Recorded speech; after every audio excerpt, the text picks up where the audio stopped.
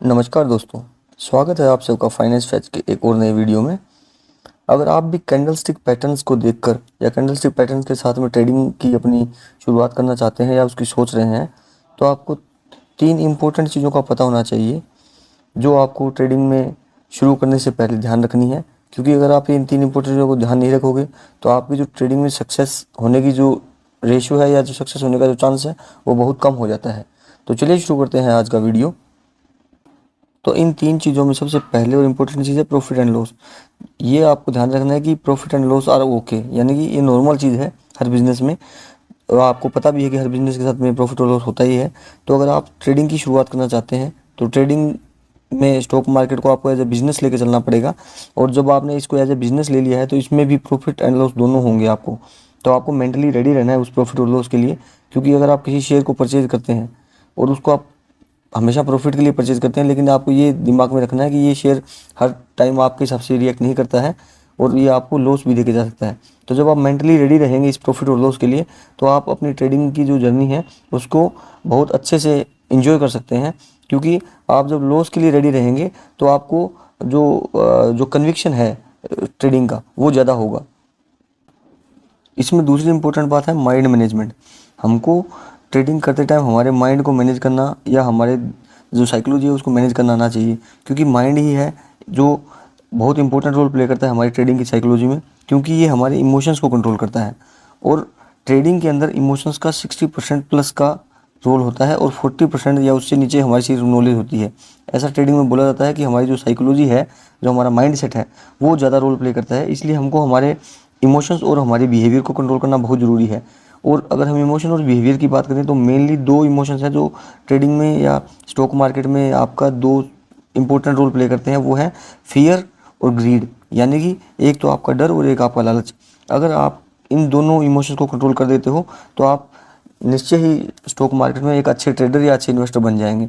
तो आपको इन दोनों इमोशंस को कंट्रोल करने के लिए आपको अपने इमोशंस या बिहेवियर या फिर बोलने की अपने माइंड को मैनेज करना आना चाहिए।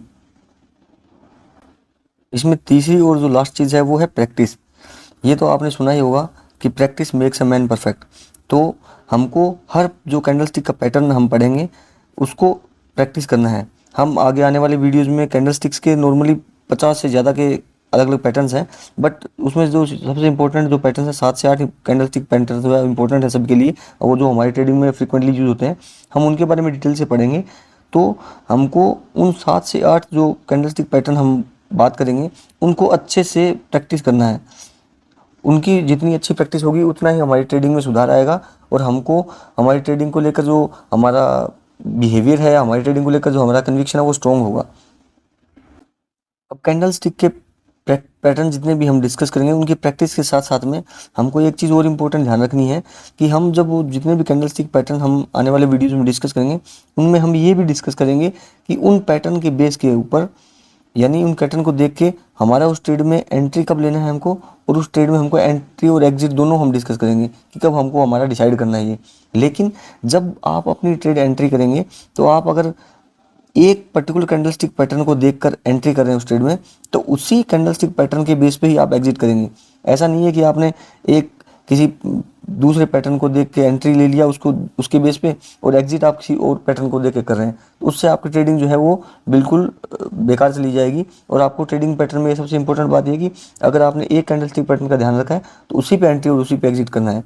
तो मान के चलिए ट्रेडिंग में जो अपने अलग अलग कैंडलस्टिक पैटर्न्स हम यूज़ करेंगे जैसे कि डोजी है, मारूबोजू है या हैमर है, तो अगर आपने हैमर का यूज़ किया है, अगर आप हैमर फॉर्मेशन के बेस पे अगर एंट्री ले रहे हो आप ट्रेडिंग में, तो आपको हैमर फॉर्मेशन के बेस पे ही एग्जिट भी लेना है।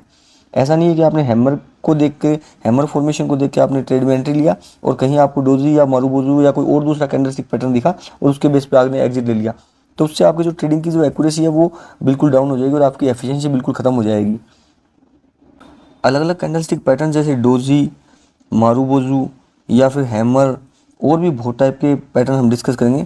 इनका आपको अभी से दिमाग में इतना लोड लेने की ज़रूरत नहीं है कि ये नाम कैसे हमको याद होंगे, क्योंकि जैसे जैसे आप इनके बारे में पढ़ेंगे और आप इनको चार्ट्स पर जब फिजिकली देखेंगे तो आपको ऑटोमेटिकली ये आपके चार्ट के जो नाम है या इनके जो कैंडलस्टिक पैटर्न के जो नाम है वो अपने आप अपने दिमाग में आ जाएंगे।